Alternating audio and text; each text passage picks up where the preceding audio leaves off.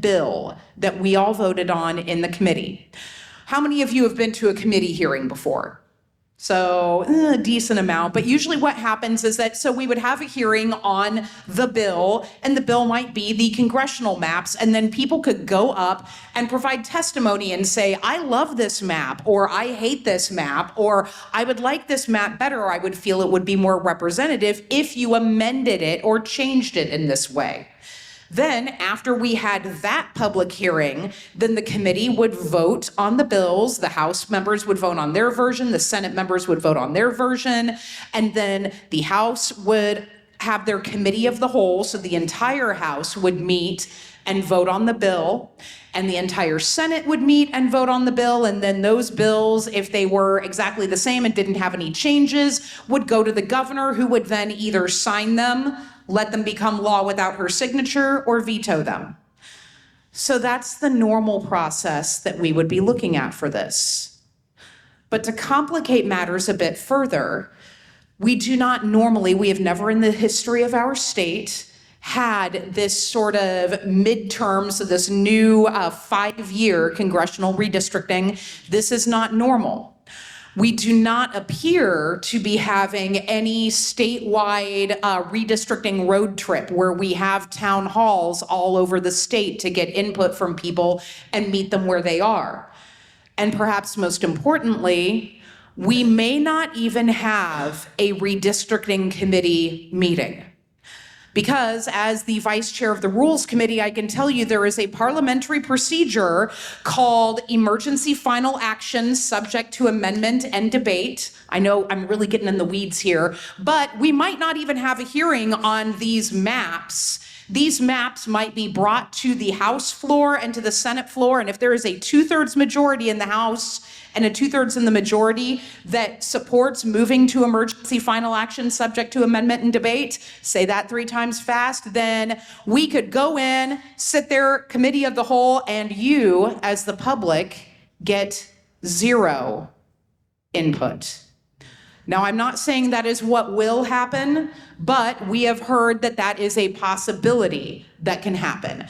Our Senate president said in an open meeting, it was to a group of liquor store lobbyists in Wichita last week, that we, or the congressional delegation, would be drawing those maps in DC. Now, I'm not sure if it is the entire congressional delegation, all 4 of them, or if it is just the 3 of the majority party. Regardless, this is the fact that remains very clear to me.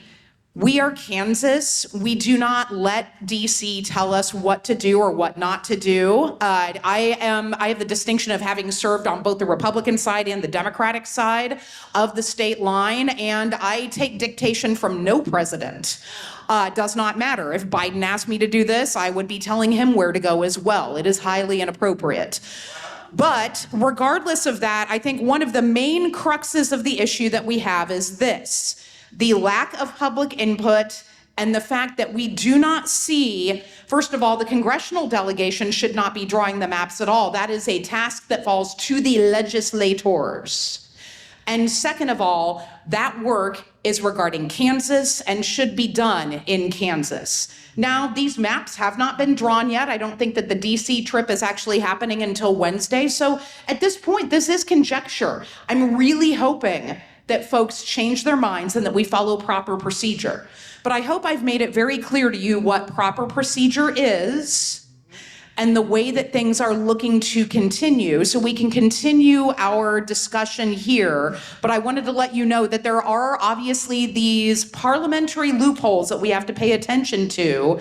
And there is, of course, always the opportunity, although we don't have to subject congressional maps to judicial review, anyone can bring a suit and say, hey, I don't like those maps. Unless we have some really very fair, clean, and appropriate maps, then better than the ones we have right now, I might add, then I would be shocked to see someone not bring a lawsuit. Anyway, I have a lot more to say. I'm taking up way too much time, but I appreciate you all for allowing me to be here and be part of this discussion.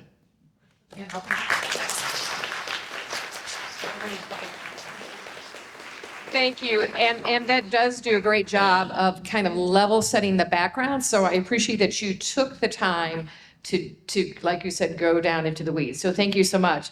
Now I'd love to hear from Connie Brown Collins as the director and founder of the Voter Rights Network of Wyandotte. You know, when you think about coming here tonight and sharing your thoughts, let's hear your opening statement. Okay. Thank you so much, Julie. I just want to reiterate and clarify for those of you that may not be aware, Voter Rights Network of Wyandotte County cannot support or oppose any candidate for federal, state, local, or even dog catcher. I'm here because I was invited to describe my experience with redistricting in the last cycle as a voter and resident of Wyandotte County, and also to provide a perspective on the upcoming potential special redistricting session. I'm not as verbal and spontaneous as our good representative Sawyer Clayton, so I have papers and notes. Please forgive me. We will. Thank you. So Voter Rights Network of Wyandotte County works mainly at the state level, following bills and policies, and we do our best to bring the information back and disseminate it to our communities. Voter Rights Network of Wyandotte County was actually started as a grassroots protest of what we saw as voter suppression tactics in 2020 in Wyandotte County. These protests coincided with the beginnings of the redistricting cycle that was about to get underway. At that time, I had no idea of what redistricting was. The maps and the district lines and the population numbers, it all seemed way over my head. But at the same time, I was curious and I wanted to know more. I contacted the Johnson County League of Women Voters and they took us under their wing. They held weekly meetings with our group and showed us maps, so many maps. By the way, I happen to be map challenged and a directionally challenged person. So I had to look at those maps until I was cross-eyed for them to start to make sense. I even learned to navigate Dave's redistricting online program, not a small feat for anyone who's familiar with that program. Anyway, the League helped us define our communities of interest and even urged and helped us to provide testimony in Topeka, which I did, trembling knees and all. What I learned in the process was that our representation in Congress and at the State House in Topeka depended on these maps. And if they were drawn in a certain way, our voices, our votes would be minimal at best, and at worst, they would be lost completely. We were advised that the best way to maximize our voices would be to emphasize our connection to Johnson County, consistent with past redistricting maps. So we stressed how our communities were contiguous and similar, how employment, retail and shopping, medical access, transportation, sports and entertainment, eating establishments, how all of those were and are integral parts of the Kansas City metro area. In other words, we were all joined at the hip. Many of these resources were and are seamless across county lines and important in showing how much we overlapped. And therefore, that our congressional voting districts should not be separated. Wyandotte County rallied to the redistricting fight and turned out in significant numbers. We vehemently opposed the legislature-drawn maps that broke up this continuity of opportunities and services. We provided comments at the legislature's town hall listening sessions. We wrote to our legislators, we sent emails, we held press conferences, we contacted the legislators. Did they listen? No. Our Wyandotte County and Johnson County delegations fought hard for us in committees and on the chamber floors. Then, like now, our representatives' loud protests went unheard. Then, like now, the census numbers were not yet in. Unlike now, at that time, however, the census figures were due out in the very near future. Then as now, our legislative representatives were in the minority. Ultimately, as you know, even though the maps were vetoed by Governor Laura Kelly, they prevailed.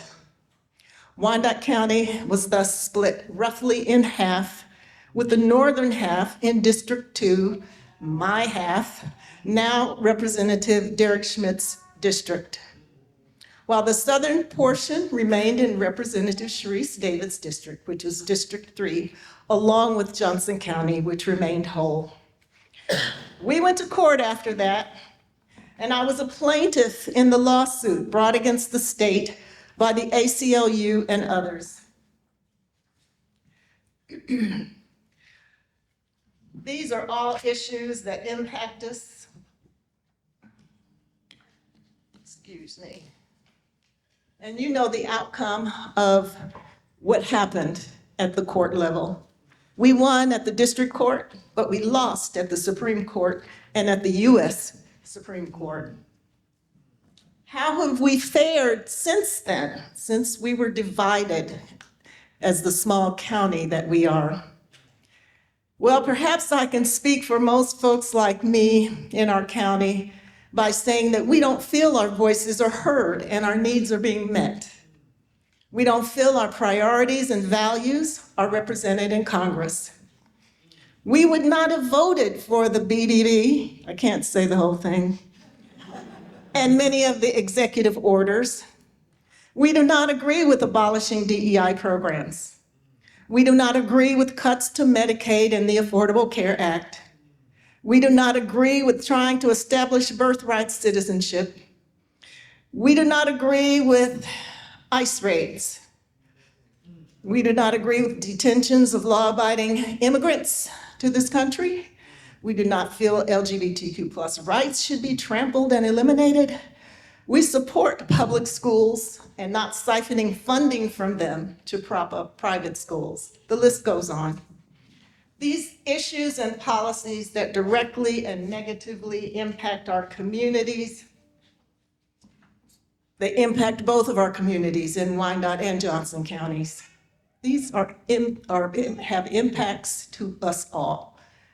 Drawing fair maps, which are nonpartisan, developed after new census numbers are issued, and which include all voices and votes, are the only way we can continue to have fair and impartial elections and ensure that our communities thrive and prosper. And speaking of fair maps, there is a nonpartisan Fair Maps Coalition rally and action event tomorrow, Tuesday, the 14th at 5:30 p.m. at Sylvester Powell Community Center in Mission. Everyone's invited to support fair maps. Thank you. Wow. And finally, our Senator Cindy Holscher out of District 8, we'd love to hear your opening statement on your position on this issue. Great. Thank you so much, Julie. Great comments already by two other panelists. I do want to take a second before going any further. I think we have some federal workers here who have been displaced by the government shutdown. So sorry that you have become pawns in this whole shutdown effort. So thank you for being here. Thank you, everybody, for being here.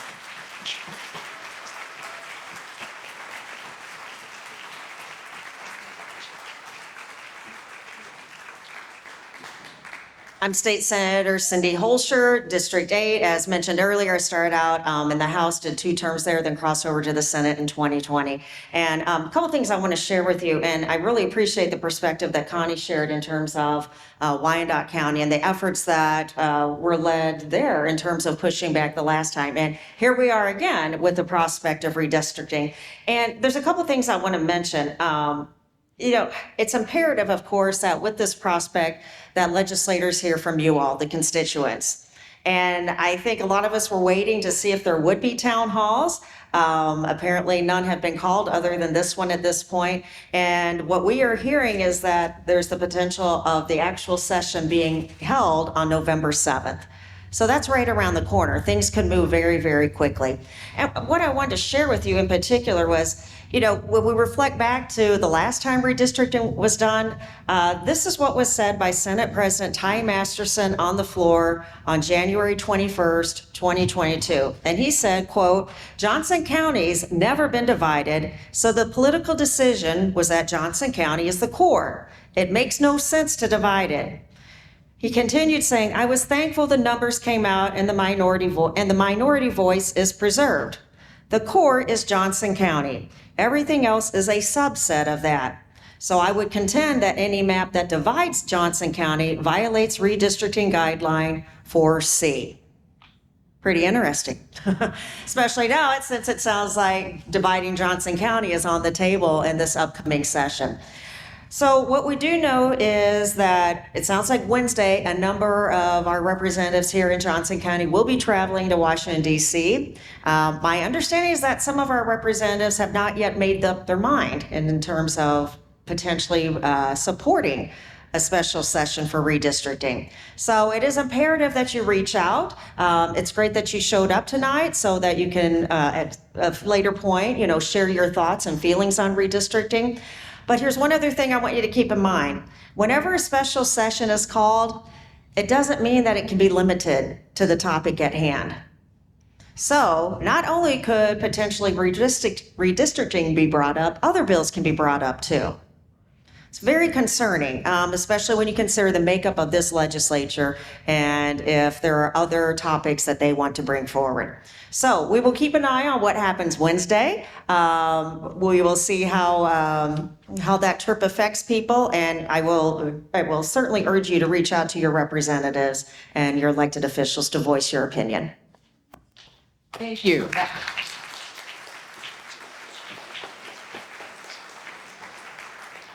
So we're going to jump into some of our questions. Once we are through our questions, we're then going to open it up for your questions. I will share in setting up this afternoon, one of our reporters that has joined this event did share with me that the Legislative Coordinating Council did today approve $460,000 for a special session. So that step has been taken at this point in time. So first of all, I want to thank Representative Clayton. You did, in your opening comments, you did a wonderful job of level setting how this happens. So just to reiterate, the proposed session would not be for redistricting any state offices. It's really only redistricting federal congressional districts, and that's never been done before. Is that correct? Sorry. Yes, that is correct. It has never been done before. And moreover, usually a special legislative session is called by the governor. Only once before in Kansas history has a special legislative session been called by petition, in other words, been called by legislators.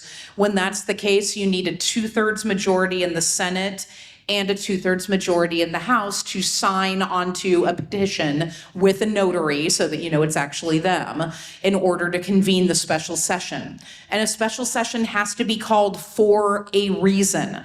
Although, as Senator Holscher said before, the last special session we had, it was called for taxes, and it ended up being more about the star bonds for the Chiefs and Royals, right? So anything, once you open that up, anything can occur. So right now, as I understand, there are the required 2/3 majority members of the Senate, and Holscher's used to me doing this, the lesser chamber. They've already signed, and so they have their required number of signatures. The House side, we do not yet have the required 84, unless something has happened between 3:30 today and now, which is a distinct possibility. So a number of those legislators that have not signed are in the majority party, which is currently the Republican Party. And a lot of those individuals who have not signed, they're not necessarily what you would say would be a moderate Republican or any type of set defined, ideology within the partisan party. A lot of these people that I've had have not signed are refusing to because it is on principle. They do not like the idea of the federal government telling Kansas legislators what to do, which I think is very historically apt. I'm not going to listen to the swamp back east. Like, you're not going to catch me ever running for Congress. I'd rather eat ground glass. I like staying here in Kansas where things are reasonable and where things make sense. And so this is one of those things that you're going to see from a lot of my colleagues, that old Kansas independent spirit of nobody at the federal level is going to tell me how to do my business that the people duly elected me for. That is why you have these Republicans that are strongly standing up and not signing. So keep that in mind. Our independent spirit is what governs us appropriately, and that is why you all sent us here, is to be impartial and independent. Thank you. So Senator Holscher, knowing that, as Representative Clayton has pointed out, we have never done a separating redistricting, congressional redistricting from statewide redistricting.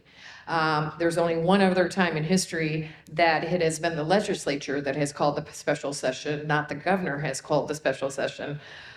Are there any legitimate reasons why we would be redrawing just the congressional district lines mid-decade, or quite frankly, 3 years after just establishing the map that we have today? Per the guidelines, no. In terms of what is set forward as far as how the maps are to be divided, how the districts are to be drawn, because the guidelines are, I mean, they're pretty straightforward in terms of what has to happen. I mean, I guess a person could argue, like, if you had just this huge population boom in one area, but we haven't seen that. While areas are growing, I mean, per the Constitution, per the rules, it's supposed to be every 10 years on redistricting. So like I said, really, there isn't a reason to do this other than to, from my opinion, rig the system. And that's very much what it feels like. And I would say it doesn't really feel like the other party or the people who are pushing this, it doesn't really feel like they're hiding what they want to do. I mean, I have heard several people say that, you know, this is their effort to make 4 districts that are Republican. And that certainly is not what's supposed to happen. That is certainly not the way this is supposed to be done. People are supposed to be able to have their voice, not have the results of elections essentially nullified by redistricting. And, you know, when you go through a process like this, or possibly go through the process like this, you know, I think about what that does to constituents and voters. It makes them lose faith in the government, of course. When the government doesn't adhere to the rules, what does that say to the people? And of course, I understand why, like I said, that can be very frustrating to voters. So thank you. And Ms. Brown Collins, I really appreciated in your opening remarks reflecting on the impact of the division of Wyandotte County as a result of the last redistricting process. So I'd like to follow up on that thought that you shared. Big picture, when we divide communities of interest, in this case a county, that's part of a geographic area of interest, how does it dilute the voices of Kansans? Well, first of all, it can pit people against each other, and that's never good. You know, we are one metro area. We operate pretty seamlessly across county lines, even across state lines, and we need to be unified. You know, we need to stand together as Kansans across our lines, and even as Missourians, as Midwesterners. So I think it is very detrimental to chop up the various counties and to, in order to promote partisan elections.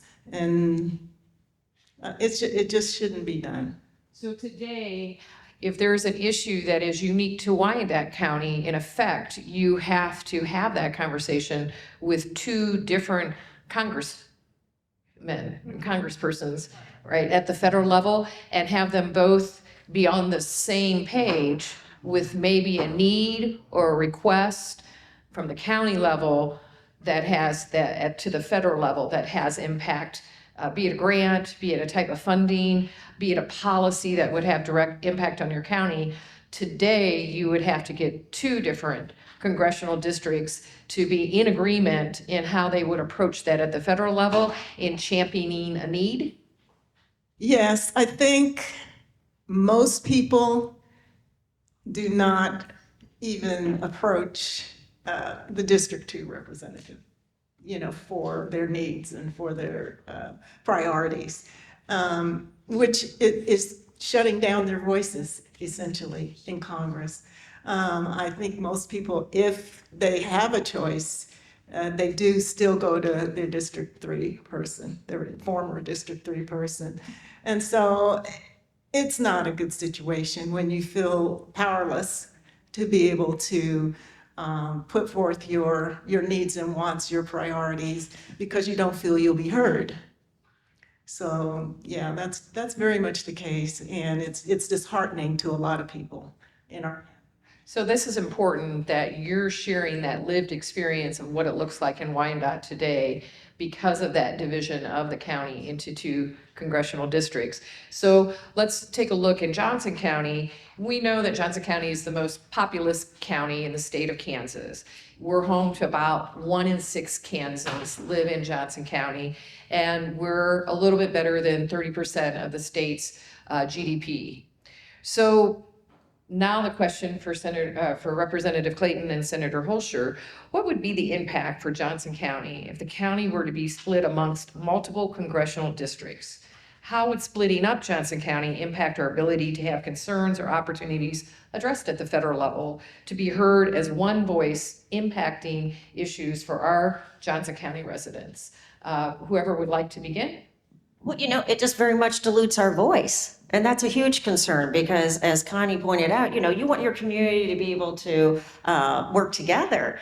But if, the county is then divided, it just dilutes the whole process. And, earlier today, I was looking at Representative David's website, and you will see there's a sampling of appropriations that have been made to Johnson County.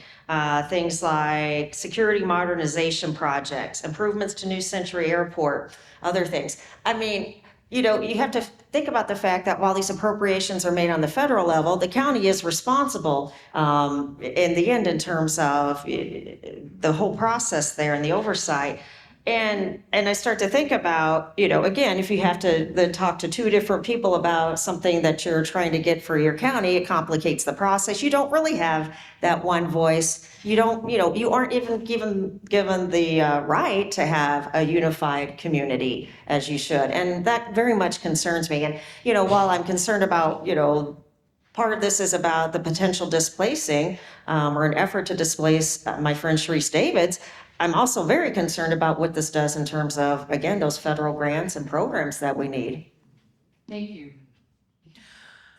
Yeah, so I come at this again from kind of an interesting perspective because I have been serving you all for quite some time. So the way that I see it is that, Congress people come and Congress people go. It does not matter who it is that is representing the district. What does matter is how the district is grouped together and represented. So for instance, the congressperson that we had prior to the one that we had now lived in Johnson County. Like, dude lived 2 blocks from me. So he was at least familiar with Johnson County needs. His children went to school here, or at least were going to preschool here. He owned property here. He understood the needs of Johnson County. Might not have agreed with them on everything because, he was in the same party with me until we weren't. It's whatever, right? But geographical representation matters because if we see a scenario in which Johnson County is divided, it's not like they're going to cut up and have a perfect little district that is, part of Wyandotte County and Northeast Johnson County, and then another little district that is the southern part of Johnson County and maybe Miami County. And if they do that, even then, the congressperson could come from a rural area that is nothing like Johnson County. And I'm not trying to be a Johnson County snob here, although, fifth generation born and raised, but, but also I'm not money. So there's at least some of that. But one thing that I will say is that if you have a district where, and you're starting to see a lot of this in the national area or the national stage, where they are diluting urban areas that tend to track more moderate to liberal in favor, it's almost like trying to electoral college the entire state. Now, one thing that perplexes me, and I got to give these folks the benefit of the doubt because they haven't drawn their maps with the president in DC yet. So again, maybe the maps will be fine. But here's one. So, and I mean, yeah, I know this is no fairy tale, this is politics, but also one concern that I have too is that of hypocrisy. Because they will be they've already tried to divide up the Kansas City side of the metro. They did it once in 2022 by cutting Wyandotte County in half. But will they divide Wichita, which is technically the largest city in Kansas? So Wichita is the largest, followed by Overland Park, and then followed by, I believe, Kansas City, Kansas, although Olathe and Shawnee are up there, population-wise. So are we seeing a real dilution of urban power, or are you seeing something where they're specifically going after Johnson County, trying to make us repent for, I don't know, having the biggest state GDP? It certainly seems like something I would take a little bit personally here. But Johnson County has one thing that the rest of Kansas does not have. We have more of it, and that is human beings and the voice that is attached to you. I know that you all know how to use this voice, and I realize that at least at current, the traditional avenues for that have been taken from you. But last time I checked, you still have emails, you still have phones, you all have shown up here, and I would hope that you would make that voice known. And so again, just going back to this, again, one of the biggest concerns that I have, I've even heard nightmare scenarios in which Johnson County is divided between all 4 congressional representatives, which I find highly unlikely because I do not think that they will divide Wichita. They would never do anything to that area, and that is because our Speaker of the House and Senate President reside in Wichita. So, but in any case, that is the biggest problem, is that if you have people that do not have a vested interest in that part of the district, they might like the money that we make, but they do not like or understand us. That would be the concern that I would have, is someone who is representing us on a map, but not representing us from a true understanding. And it has nothing to do with party. It has everything to do with flat out right and wrong. Thank you.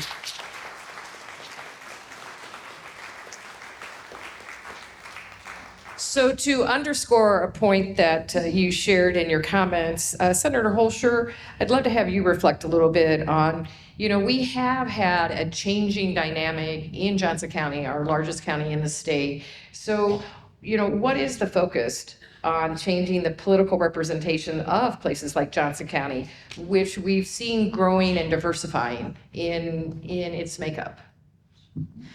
Well, by all means, it appears that the president is making certain asks of his party, and we have a lot of extremist candidates who are running for higher office who appear to be jockeying for endorsements, and so it seems that those candidates are listening to the president versus listening to Kansans, as they should be doing. So that seems to be the situation we're in right now. I will tell you, I've already heard from dozens of Kansans, a lot of people right here in Johnson County saying they very much are opposed to the prospect of this redistricting process and having Johnson County split up. And the fact of the matter is this: we have a lot of real issues that need to be addressed. We have a housing crisis. People need relief from property taxes. We have farmers who are now facing the fact that they have lost their markets. We don't have time for these political games. We need to be, if we're going to be doing something, we need to be addressing these real issues, fixing the problems that we are currently seeing out there, and making life more affordable for Kansans. Again, this is just a scheme, is what it feels like, just another attempt to try to rig the system. So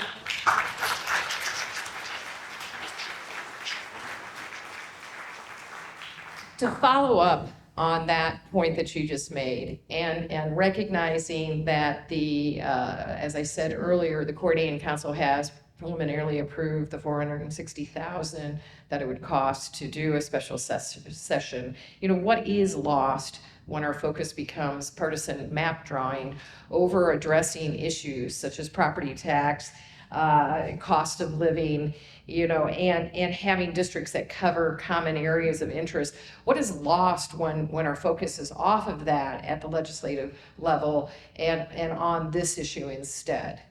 And I'd love to start with Representative Clayton. Well, so what is lost when we're This becomes the topic of the room instead of the other issues of priority for Kansans.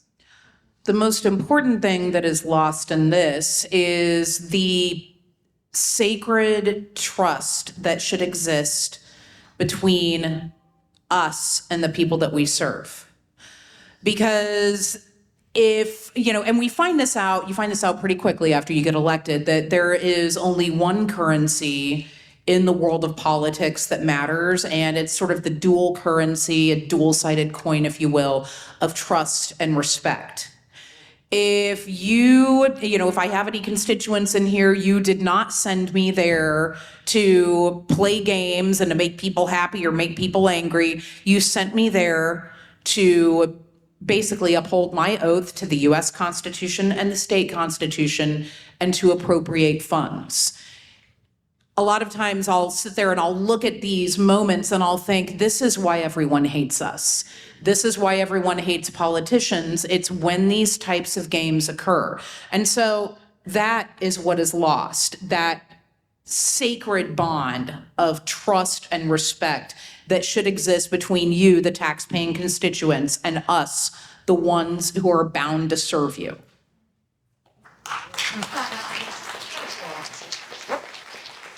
So that's a great opportunity for Ms. Brown Collins and your advocacy group that's really a resident's voice around issues. So if these new maps go into effect, the impact's not just for one election cycle, it's long-term. But what does that mean for the health of Kansas democracy and residents, voters' faith in a representative democracy?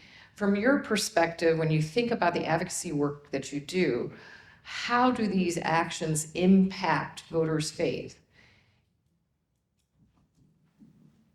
Well, as Representative Sawyer-Clayton stated, I think folks are already, or attitudes and perspectives are kind of at an all-time low with regard to trust in the system, and the political system. And if these maps continue to erode that trust, then we're looking at the long-term effects. As it stands, Wyandotte County does not have great turnout numbers. It's something that we constantly work on, trying to get people enthusiastic about voting, trying to get people to the polls, trying to get people to understand the issues and the systems that are around the issues, become excited and, urge them, implore them to get to the polls. And I'm just afraid that if this tinkering with maps goes on, again, that's going to impact voter turnout even more. And, you might see it translate to Johnson County as well. But I do know that we're always in an uphill battle in Wyandotte to try to get people involved, civically engaged. And so over the long term, I see this, and especially if the maps impact Wyandotte, which they very well might, again, and, I just see it not having a good effect on people. Thank you. And thank you. So now I'm going to turn a little bit and look forward, right? And I'll start with you, Senator Holscher. What reforms or guardrails could there be to protect us against partisan redistricting in the future? Because this is not just playing out at the state level in our state, but across the country. And we know that there's currently starting this week, a Supreme Court case on redistricting in another state that may challenge some of the very core of the voter rights legislation that was passed decades ago. So, if we're gonna look forward, what are some reforms or guardrails that could protect this from becoming a common occurrence? Sure. Well, there's a couple things that go through my mind. First and foremost, since in the recent court case, the out, so to speak, was the fact that, well, these are guidelines and not law. Well, how about we make the guidelines law? I mean, that could be, a solution. There's also, I think, in 12 states, systems where it's done by independent commission. That's a good possibility. Somebody said this to me the other day, and let me back up there. I mean, I don't want any party being in control of this. I don't want my party in control of this. I don't want the Republican Party. I want it done fair and right. Because I do think there's the temptation that, no matter what party is in charge, they want to try to gear it, towards their direction.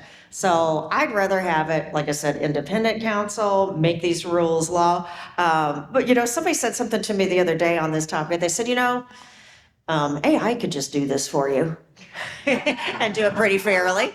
Well, I'm not sure if that's the answer, but there are things out there that, like I said, there are other options. Electricity costs.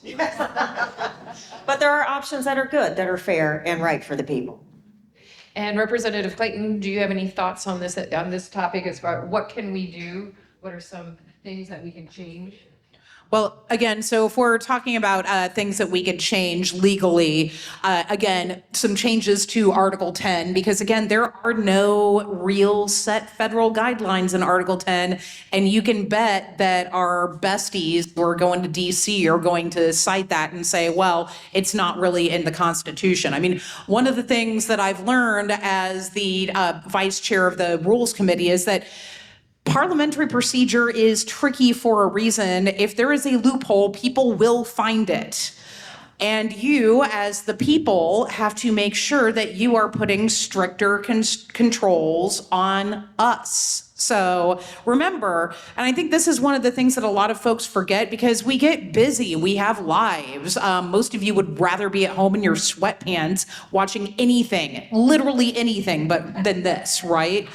But the fact is that if you want to take ownership of this, the guardrails are ones that the people need to put on us because obviously, I mean, present company excluded here, but you have to make sure that your politicians aren't getting out of line. And I would say that this is a very strong example of getting out of line. So, I'm not telling you to rise up or take to the streets, but do start writing us, contacting us, and for the love of all that is holy, make sure that you're voting and make sure that you are paying attention to the down ballot. So, honestly, because again, this is one of those loopholes. We all think that, that what matters the most is who you vote for Congress, but really turn that ballot upside down and fill it out because a lot of times the power sort of starts from the bottom up, as is evidenced by this, bizarre redistricting scenario hellscape in which we find ourselves mired. But you still have the opportunity to create change, and those are some of the ways that you can do it. Thank you. This is the last question where we turn it over to you. So I want you all to be thinking of your questions. And I'll be coming out your way, so just raise your hand and I'll come to you to ask your question.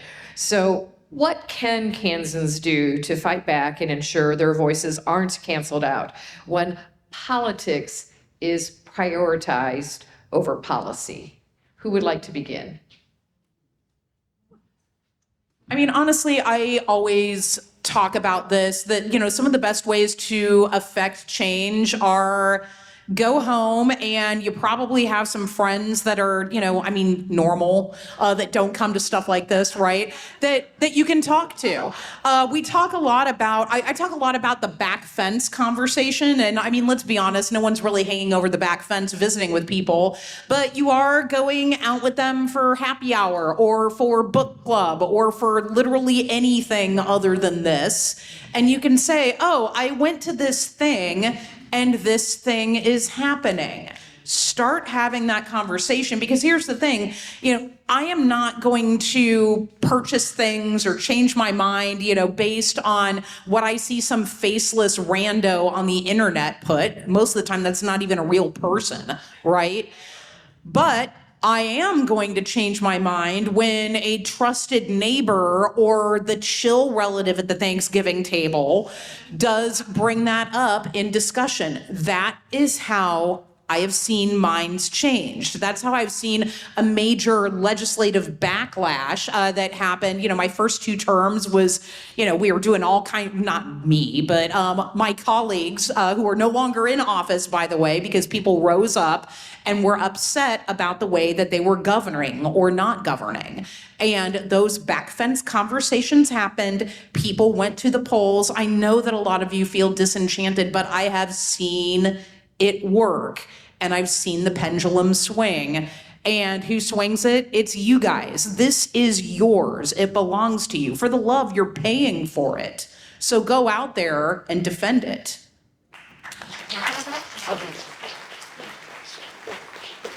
So when I think of the Voters' Rights Network and your body of work, what are some of your thoughts? Well, for one thing, for those in our families and our friends who are disillusioned with the system, sometimes we have to hold their hands. Sometimes we have to extend ourselves and walk them through the process. The voting process is intimidating. The ballots are intimidating to certain people. Those of us who vote all the time may not think so, but for people who don't and people who are not familiar with the system, sometimes that guidance, that urging, that little nudge, and taking them to the polls is what might help, and walking with them to vote, to guide them. I mean, not to tell them who to vote for or what to do, but just to show them that system that they may not be familiar with. Sometimes those are the steps that we have to take to get people out there, to get people familiar and to not be intimidated by the system. Thank you. And Senator Holscher. Well, for the past couple of decades, it seems like we've been operating under that unwritten rule of you don't talk politics and you don't talk religion. So we've been pretty polite in terms of not talking about politics, but you know what? There's been a group that's been doing it, and they're in charge now. And they're trying to consolidate their power. So we better get busy talking politics. I tell everybody, find a couple people every day that you can talk to, whether you're in line at the grocery store, you're out walking your dog, whatever it is. And I'm not talking about bringing up controversial issues. I mean, gosh, talk about school funding, talk about roads and highways, things like that are very important, because those are things that we're voting for on every single ballot. And then most importantly, I have this rule I like to share with people: find 5 friends to take to vote. Not right in here, though, okay? All of you are probably going to vote, but I bet you know 5 people who aren't consistent voters. You know what? They might be so busy working 2 jobs or shuttling kids to soccer practice or whatever that they forget elections are coming up. Remind them. And you know what? When you remind them that an election's coming up, they see you as a person who knows stuff, and they're probably going to ask you more questions like, well, where do I go vote? Use your power of influence. And again, let's get busy talking about politics on a daily basis. Thank you. So you've listened to the conversation. Now we would love you to be a part of the conversation. So if you have a question and you would like to ask your question, I will come your way and let you do so. Here you go. And please just maybe state your name so they know who they're responding to. My name's Angela Roberts. I actually reached out to you, Miss Brown Collins. I'm from Wyandotte County. And when Wyandotte County was split with the last redistricting, our voting totals dropped to 31%. Johnson County actually has almost 25% of Kansas in population-wise. And chances are it's looking at a high probability of it getting split in the redistricting because you guys are important. They thought Wyandotte County was important, so they split us. And you guys are important, so they're coming after you too. And it's they kind of stole it with it's time to talk to your friends and your neighbors about politics. We need to reach out and take people to the polls with us. You know, it's important. It wasn't so much of a question as that we need to learn to talk to people and give people who might not think like us a soft landing and maybe convince them that, hey, we do think alike. We're trying to do what's best for America and reach across. Our friends are suffering. Our families are suffering. We're suffering. Give them a soft place to land and maybe think, hey, maybe they're not so bad after all. Thank you. Thank you for sharing your thoughts. Anyone?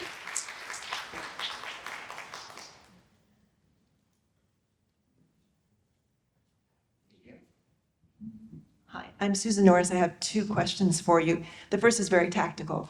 If we're not in the House district of one of those representatives that's on the fence about this special session, what can we do to try to influence them? That was one.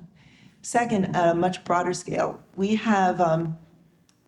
seen that we weren't successful in the last fight.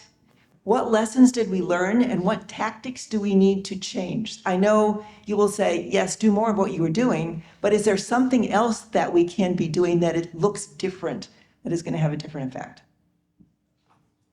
I would mention tonight, there'll be posts on my social media in terms of people that you can reach out to. My understanding is there are 12 individuals who are kind of on the fence. Whether they are your legislator or not, I would encourage you to reach out to them because obviously this is going to affect all of us here in Johnson County, really all of Kansas. So I think that's very important. You know, I think maybe one of the messages that you can give them isn't just the concern about what it does to us, but the fact that, this may dilute their power in other areas. I mean, there are only so many ways you can split this up in terms of population. So that might be more of the point that makes, more sense or resonates with some people. And then, of course, I would tell you elections for every House rep are coming up next year. Accountability sometimes can really have an effect with people, letting them know we are watching you and what you're doing and if you're in favor of moving forward with this or not. So like I said, those are just some things that go through my mind. I would like to ask this before I forget about it. I'm just kind of curious. If you are in favor of redistricting and the special session, would you please raise your hand or stand up? Feel comfortable. Well, they might. Okay, if you're not in favor of it, do you want to stand up? Yeah. Okay, so I'm not here. Okay, if you're not in favor of it, stand up. You won't be alone, it looks like. Stand up or raise your hand. Okay. And the reason I ask that is because I don't want to make the assumption. I've heard from a lot of people who are opposed, but I don't want to make the assumption. And certainly we do want to hear voices and we do want to hear, what people are feeling and thinking about the situation. So, but please do reach out. In response to what we can do, the meeting and rally that I mentioned that is tomorrow night, the Fair Maps event, action event, they will have a lot of suggestions or recommendations on what we can do as individuals. Some of the things that are proposed are postcard writing sessions. We are told that emails that go into legislators, there's now an AI system that kind of weeds out what they don't want to hear. and puts them over into a file. Oh, I turned that off. So anyway, at this meeting tomorrow, they should have plenty of suggestions about who to contact, ways to contact them, dropping literature surrounding legislators' homes is another thing that they're planning to do. So I urge people to come out to that. It's at 5:30 p.m. tomorrow at Sylvester Powell Community Center in Mission. Thank you. Have there been any outreach, and maybe this wouldn't be possible until the possible maps are drawn, to those areas not in Johnson County who would get stuck with all those crazy liberals who live in Kansas, who live in Johnson County? Or are we inconsequential the way they're going to draw the maps? I mean, honestly, you're not wrong, because there are a lot of folks that don't want Johnson County to be a part of their district either. So, and that's fine. Like, no issues there. But I would say one of the main difficulties there is that we do not know what these hypothetical maps look like. So could we reach out to our friends in bordering counties? Well, I mean, for instance, a lot of our southern bordering counties are already part of the 3rd district. We've got, Anderson County and, and some of those others, to the south of us. So I would say that it's difficult to do without knowing what those maps look like. And we are not going to know what those maps look like until that special session convenes. That is one thing that they will keep under lock and key, although I am sure that my intrepid friends in the 4th estate will do their best that they can to uncover it. Godspeed. But, Other questions? Oops. Here.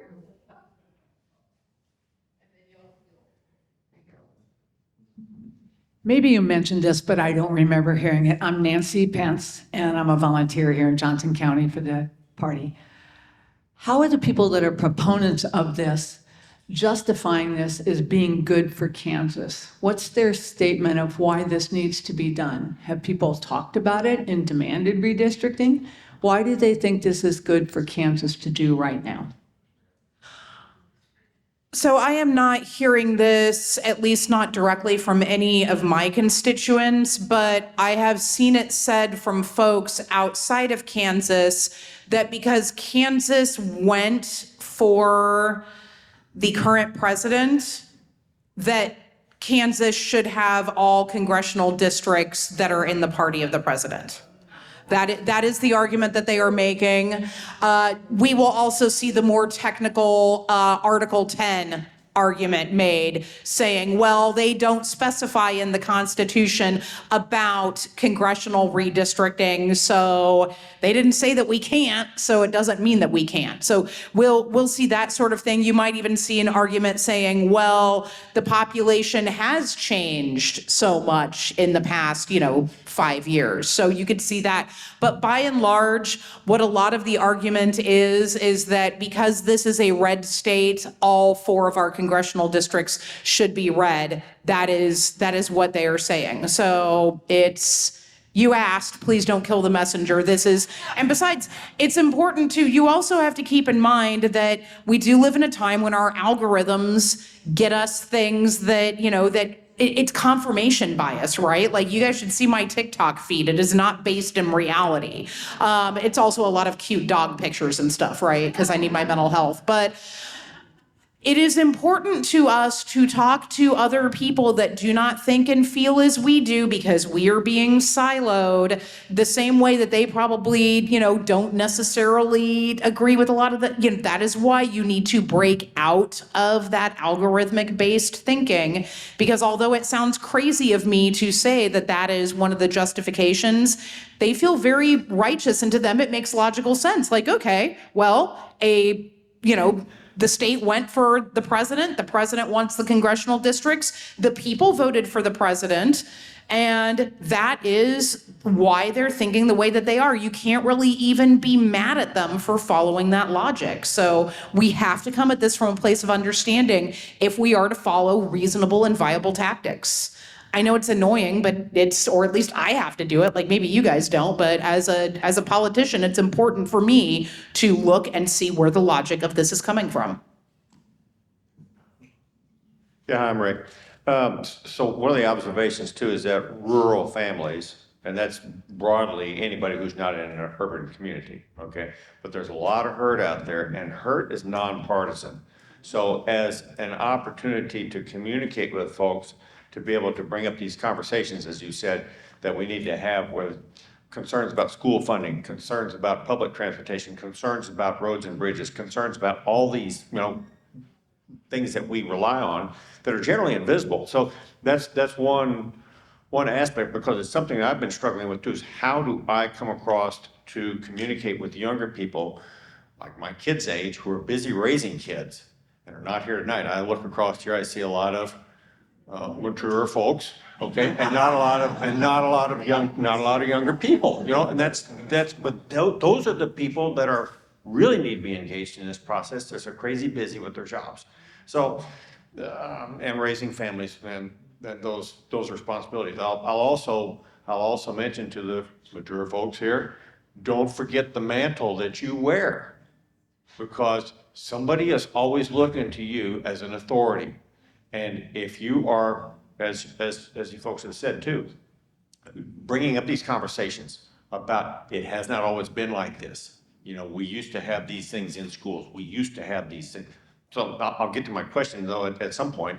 One of the things that we can do too to influence donors, the politicians, is call their major donors and remind them that they've given money to folks on the other side of the aisle, and the policies that those people are pushing, is that what the donor wanted? That's going to impact their business. See, because anyways, that's another thing. Finally, why cannot these maps be drawn by AI? That it does, or some other, this whole process of drawing these maps apparently is akin to the Sharpie that redirected hurricane. But could there not be a method by which that you had I don't know, I'm almost thinking in terms of a statewide website. Why can't they be drawn by AI or some other better mechanism that's not partisan thinking? Well, I will say that in 2012, the maps were not necessarily, in our mapping software, we do use mapping software. We have to make sure that we are following one person, one vote, which means that those districts have to be balanced, right? They have to be 4 congressional districts that are roughly, or very, very close, incredibly close. I think the standards for federal are even higher than state, to the same size. Now, it's hilarious when you say this, because the 2012 maps actually were drawn by the courts using map software. So, because I think, there was, the legislators just could not, they were deadlocked on maps. And so the courts were like, okay, fine. You guys can't handle it, we're doing this. And so I think one of the problems is that when you see politicians drawing maps, it's kind of a fox guarding the chicken coop kind of thing. And we want these maps to be drawn with, these dignified quills of our founding fathers. Instead, what we're seeing is, someone with sticky fingers and a big fat crayon following their id when they should be following their sacred duty. But here we are, we know how we got here. But the important thing is that we know how to get out of this as well. I will make one statement, and I'm heading over to that room side right after here. So Johnson County government, we went through our redistricting process this past summer, did use a third-party consultant to do that, did have a host town halls in every commission district, and did have a free mapping tool on the website where residents could submit their own maps. And there was 3 things that we have to adhere to, and then there was 2 other priorities. But the 3 things was this, having proportionality as far as number of people in each district, not breaking up precincts, and trying to keep and it's a broad definition, but compact districts. So we did choose to take that route. So I can't get the crayon and sticky fingers now out of my head, Representative Clayton. So please. Hi, my name's Karen. I'm with Boots on the Ground and a whole bunch of other groups. I just had heard an interview with Claire McCaskill, and she was speaking in regards to the redistricting in Missouri. She said that the Republicans should really be careful because they're turning a whole bunch of plus 20 seats into plus 10 seats, and that makes them competitive. Do you think that's at all a possibility in Kansas because we have so many fewer seats? So just to kind of explain, so someone asked, what does that mean, a plus 20 versus a plus 10? So for instance, and this usually you'll see someone saying like, oh, that district is R plus 20. So that means that the Republican would be projected to win by say like 20 points. I mean, that's basic real simplification of it. And so I don't know. No, so I have said this before that redistricting is like a souffle, and if you've ever made one, it's incredibly precarious. You get the wrong, measurement of ingredients. You get too much humidity. You get a kid running through the kitchen. It falls. Like it is a very precarious balance, and I would say that. You could end up drawing the maps in such a way where it's like, okay, fine. You might be trying to get rid of one member of one party, but you could end up with 2 and 2. But I also know that this is not a fairy tale, and I think that there is a distinct possibility that they can draw it with 4. So, because I have looked at my own, I've sat down and looked at the maps and thought, okay, if I was a terrible person, how would I do this? And that is usually the way that I, backwards strategize my way out of things, right? And it is a distinct possibility. So do not live in the fairy tale that we could end up with 2 of each party. It would be pretty nifty, but this is politics. This is the opposite of a fairy tale. So.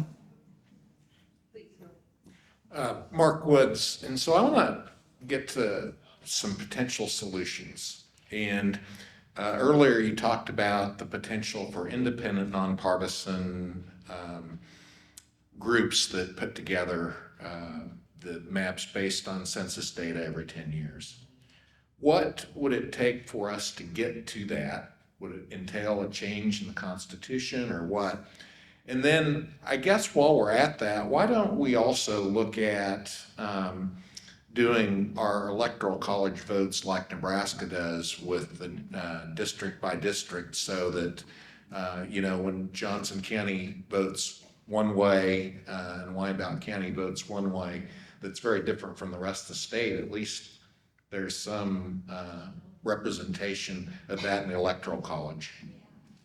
Well, and I think that would also, what I spoke to earlier of the Kansans who do support this, again, they look and they're like, state went for a president. That's what the state wants. The districts look weird to me. Like, that's where they're coming from.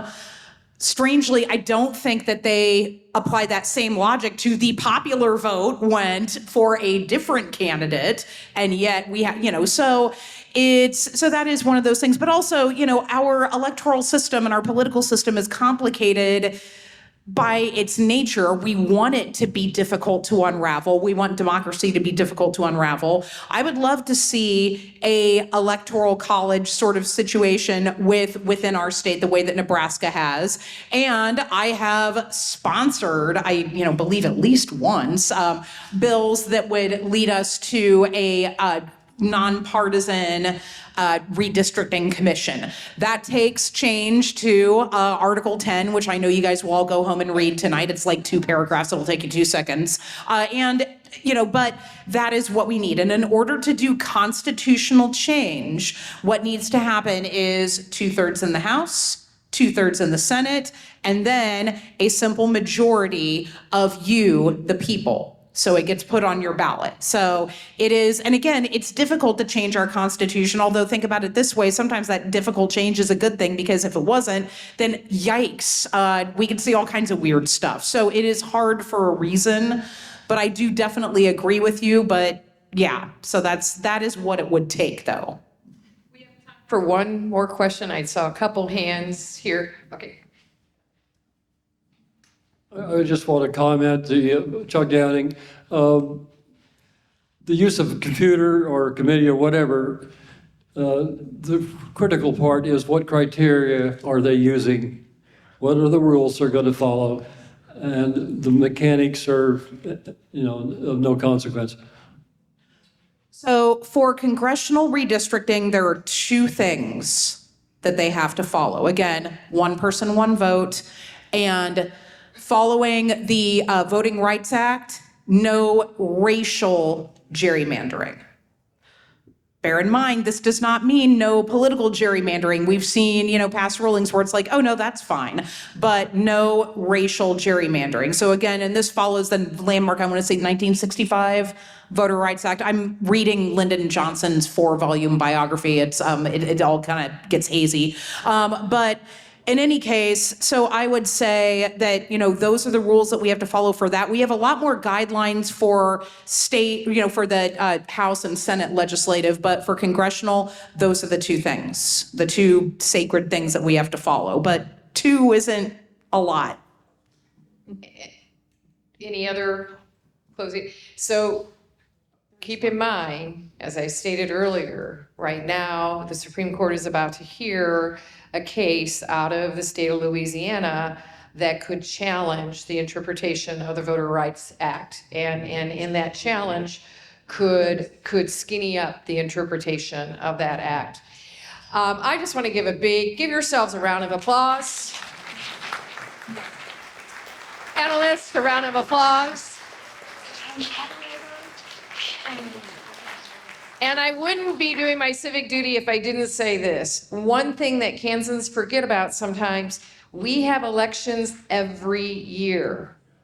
So if you have not registered to vote, tomorrow is the deadline in Johnson County. Early voting, advanced voting in person starts on October 25th. And the last day you can request a mail ballot is October 28th.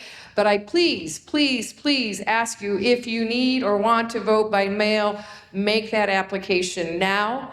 The one thing that you don't have control over, and in my role, we certify the election. The Board of County Commissioners, part of our role is election certification. I'm in my first year, serving in this capacity. We've done 5 election certifications so far this year. The hardest thing to see is not being able to certify a ballot that's done everything right but came in after the deadline to be considered. That's really hard to not be able to count somebody's vote. So please, local elections are important. If you don't know about your water district candidate, your drainage district candidate, there's 2 cities that have drainage districts. If you don't know about your school board candidates, your city council candidates, or your mayoral candidates, a great place to go is the League of Women Voters. They have links to the candidate forums that they hosted, but also the candidate forums that other entities have hosted. And it's a great opportunity to do your homework. My father, who taught state and local government and American government for over 30 years. So this was the everyday conversation at the table. We are a country who are fortunate for the right to vote. There are people in other countries who die for the right to vote. We don't seem to even want to cross the street to vote. We have to change that. With that, good night and thank you.